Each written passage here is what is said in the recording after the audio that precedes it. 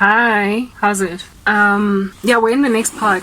I don't know what you feel it's a guy, transferring of content takes so long. Anyway, no, I do remember. I ended up, please go check out the previous part where I was communicating or explaining to you guys. I'm sorry if I keep on looking up at the computer because I'm literally watching my snail-paced computer transferring content and it's taking 10 years. Yeah, no, let's go where it is that the sister was negotiating, like she was mediating, yes, between me and her brother, until I finally got to see this guy in person. I finally got to see him in person, and who it is that he looked like in my dream is also significant, which is why I have to then detour again into yet another story. Okay, now when I was like 18, 19, 20, yeah, 20, when I was like 21ish, whatever, just some young years, okay, because I had dropped out of Wits University, right, due to the fact that my mother was not paying my school fees, and I was now working a 9-to-5 corporate job to try and raise the money to pay off my fees in a call center, right? I used to work for Teleshore Group Services. I met, because of that situation, that's why I ended up dropping out of school. So I was basically, like I said, I was 21, right? I was the age that I was supposed to be basically when I graduated from university, but I had to be wrenched out of school because of circumstances. When I met this dude, those circumstances were wreaking havoc in my life. The South African landscape is very classist, and it's been like that for as long as I can remember. Ever since pretty much, guys, like university years, there has been this thing that I picked up, this gulf that I noticed between people who are getting their own thriving, getting that degree, getting that whatnot, versus kids that matriculated but couldn't go to university or chose not to go to university, so they ended up working 9-to-5 jobs in corporate, like the call center and whatnot. And this gulf that was created a lot of classism. The kids that got to go to varsity, graduate, start intern jobs in corporates, looked down on the kids that just had the matric and were just pushing paper, doing admin in corporate, right? And I was supposed to belong to the group of kids that was going to get her degree and work as a graduate and work her way up the corporate ladder. That same classism lingered well into our 20s, like mid-20s, 30s, whatever. Now today I'm 38. To a point where there is absolutely no regard or any respect for people that did not quite, get university degrees or end up successful in the career path of corporate South Africa.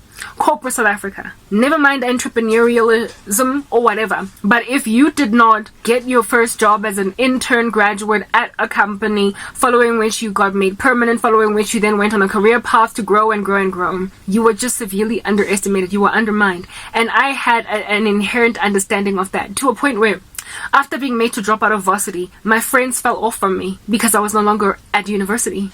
And as soon as I took myself back to varsity, they came back into my space. As soon as I started to make money again, but as soon as I started to grow in my corporate career, they just, started to slowly but surely be like, hey, Karavs, how you doing? I'm like, fair weather, that's what's going on. If I had stayed just growing very slowly like a snail in corporate, starting from call center, the kids that don't go by your funda, I would have likely not made my friends back again that I had in university. I only gained them back because I took myself back to school, and I also started to grow up the corporate ladder very quickly, and I looked like I was going to be one of those really thriving, successful, young professionals. And indeed, I got there. As soon as I lost all of that, they also fell off again. Yet again, it's an issue in this country. South Africa is by far, I think, is actually number one, the most unequal country in the world. And this is because of such classist mindsets. And it's coming from people that are previously disadvantaged. So I don't even understand what they're doing. All right. Anyway, so I lost my ability to attend lectures every single day at a university as a kid that was freshly out of high school, because my mom was irresponsible, but then the country or my friend, the youth around me, treated me like I was some kind of a loser for the season before I was able to take myself back to school. And during this time, I remember I went, that clubbing, that dancing, pumping strip in Melville. Yes. I went to this dancing, pumping strip in Melville with my oldest sister. She was home for the holidays because she was always in the United States, right? I went there with my older sister, and I think my cousin was also there with me. The cousin that I grew up with, that I was really tight with. And we decided to go. When my sister was back, we used to have a lot of fun because my sister had money and she was so generous. So she was like paying everybody's booze and whatnot. So when my sister was around, it was party all along, party all here, hey, right? So my sister took us out to Melville. She had the car and everything, while we was just still, Shapaka 2 series type setup thing. And so therefore I looked next to my older sister. My cousin and I, next to my older sister, looked like we'd arrived, that we were the bougie snobs that had cars and we could, travel and go out on a night partying by ourselves without boyfriends. Yeah, we looked that way. Because of my sister, my older sister, who was the one that was bougie, that had the apartment in Santon. She made us look good in the club that night, because when you were young, partying, goodness gracious, like you have Hambang 7, that's what's good. Yeah. Unka taxi was saying club. Or they travel like a boyfriend. They're the ones with the cars, So if you're there as chicks that don't like, and you're that young and there's no boyfriends next to you, you are assumed in the club to be these bougie girls that have either like Uber money or like cab, maxi taxi money to take you home, or you've got your own cars, and that's why you're in the club. So in our case, we had our own car. My sister was the car. That's what's good. Anyway, righto. So here it is that I'm in this like club, go Melville. All right, it wasn't really a club, more like a bar, pub, like dancey, pumpy joint. And there is this like cute yellow bone freckled Okie, like he looked like Terrence Howard, guys. I've just always had a thing about men that look like that. This dude looked like Terrence Howard. Very cute, like just cute, and I remember his freckles, like they just stuck out to me, right? Cleanly shaven. He was slightly shorter than me, but whatever, I don't care. I'm a tall girl, so really I wasn't very pedantic about guys being my height or taller when I was growing up. Now I want them tall, but back then I was like, now 1.75 meters, mina. Where am I gonna find like a little bit of a Kobe Bryant walking around? Wait. So I just settled a lot when it came to height, right? But this dude was like so cute, and on top of that, he was well spoken. I was single. I was like, oh, why not? You know what I mean?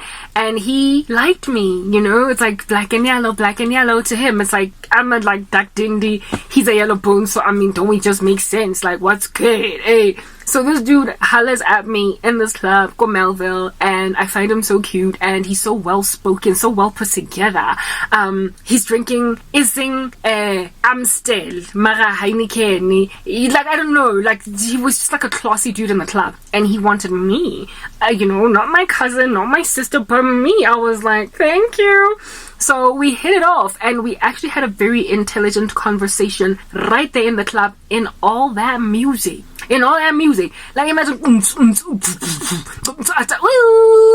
Karabo and this dude are having quite the academic conversation about things of important magnitude. And for me it was like, whoa, he's smart, I'm smart. Yes, we met in a loud, cantankerous environment that absolutely makes no sense to be meeting anybody of a significant nature that you could one day tie the knot with, but we're such birds of a feather that we managed to go and speak about grave matters in the club. This is my high. I was like basically starting to like take out a ring with this dude. I was about to like pick a ring. He was just such a match made in hell that I was like, this is it. We hit it off, and like sparks were flying right there in the club. Next part.